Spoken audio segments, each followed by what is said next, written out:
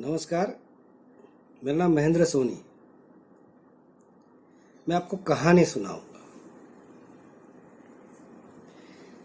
एक जंगल के अंदर एक छोटा सा गांव और उसके अंदर काम करने वाले दूसरे के खेती में दो मजदूर भाई, एक का नाम राम और एक का नाम श्याम।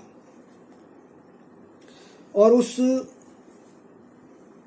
राज्य का राजा शिकार करने जाता है अपने दल बल के साथ, और उस जंगल में वो रास्ता भटक जाता है। उसका दल बल कहाँ जाता है, उसके मंत्री कहाँ चले जाते हैं, वो भी रास्ता सब अलग अलग अपने रास्ते भटकते हैं। राजा भी भटक जाता है रास्ता। राजा रास्ता भटकते भटकते पूरी रात घूमते रहता है, उसको रास्ता मिलता नहीं है। जब सुबह सुबह जब भोर होती है तब देखता है कि एक पहाड़ के नीचे खेती में दो ये भाई राम और श्याम काम कर रहे हैं, उसको दिखाई देते हैं। तो अपना घोड़ा लेके जाता है उनके पास में, बोलता है कि मैं पूरी रात यहाँ भटक रहा था, मैं रास्ता भूल गया हूँ। हाँ, तो आप मुझे इस जंगल में से बाहर निकलने का रास्ता बताओ। तो दोनों भाई ने देखा कि ये तो बड़ा भद्र पुरुष माने अच्छा आदमी दिखाई देता है, घोड़ा है उसके पास में, तलवार लगी हुई है ना। तो वो बोले ठीक है, अब कोई बात नहीं, हम रास्ता आपको दिखा देंगे, पहले आप पानी पी लो, है ना। तो वो घोड़े से नीचे उतर के पानी वगैरह पीते हैं।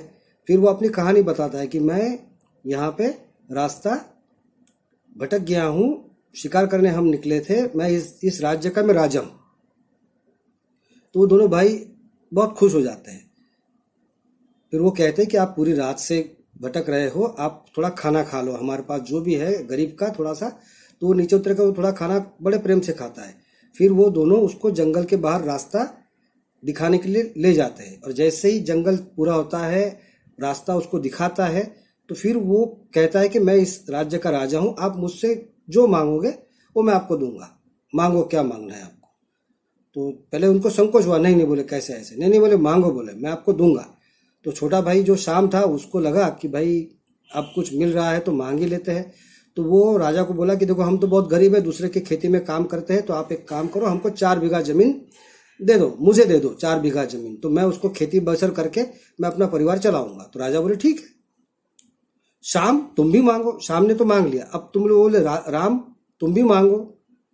तो राम बोले मैं जो मांगू वो देंगे आप? बोले हाँ हाँ जरूर दूंगा मैं आपको, एक बार मांग के तो देखो, मैं वचन दिया आपको, जो मांगोगे आपको मिल जाएगा।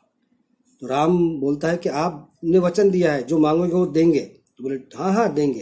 तो बोले ये दिवाली 6 महीने के बाद जो आने वाली है, उस दिवाली को आप मेरे घर पे खाना खाने आओगे। तो वो तो बड़ा चौंक जाता है, इतना गरीब आदमी दूसरे के खेती में काम करके मोल मजूरी करके अपना पेट भरता है, और वो मुझे खाना खाने के लिए बुला रहा है, मगर वचन दिया है। तो बोले ठीक है मैं आऊंगा। अब ये बात फिर वो राजा अपने राज्य में जाता है, अपने मंत्री को बताता है। तो मंत्री 4 बीघा का कागज बना के श्याम को दे देता है, और फिर अपनी ये बात अपने मंत्री को बताता है कि मुझे उस राम के घर पे खाना खाने जाना है दिवाली के दिन।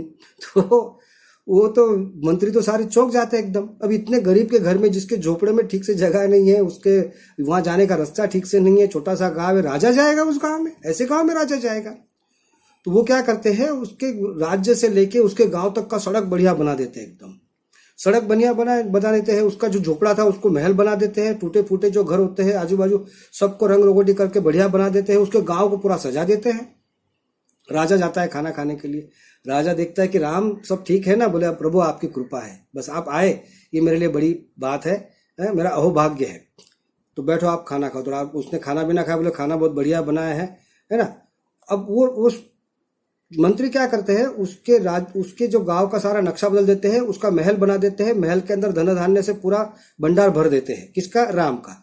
और राजा को याद आता है, बोले मैंने शाम को 4 बीघा जमीन दी थी, वो शाम कहाँ है? शाम को बुलाओ। तो शाम को बुलाया। शाम, अरे तेरे को मैंने 4 बीघा जमीन दी थी, वो क्या किया तूने जमीन का?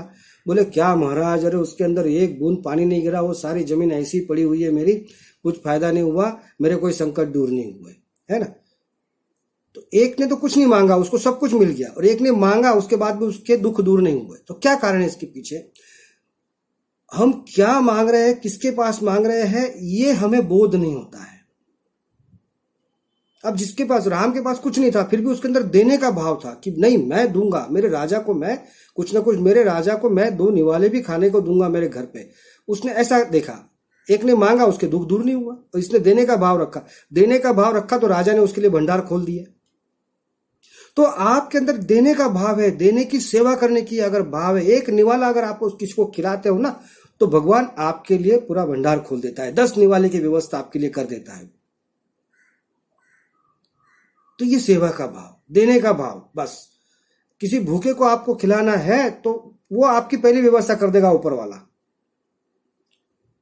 तो ये कहानी से हमने क्या सीखा कि सेवा देने का भाव ही सबसे बड़ा है। तो जब देंगे तो ऊपर वाला भी आपके लिए भंडार खोल देता है। ये आज की कहानी हुई। अब आपका योग, आज योग सिखाऊंगा मैं आपको 1 मिनट का, वो आपको 10 मिनट करना है। जब आपका मन खराब होता है, बेचैन होता है, तो आपकी साइकिल उल्टी होती है। जब सांस भरते तो पेट अंदर जाता है। हाँ, तो आपको क्या करना है, एक हाथ नाभि पर और एक हाथ छाती पर रखना है। सांस भरते भरते आपको पेट बाहर निकालना है, छाती बाहर, सांस छोड़ते छोड़ते पेट अंदर, छाती बाहर। ऐसा आपको 10 मिनट करना है कंटिन्यू। जय गुरुदेव।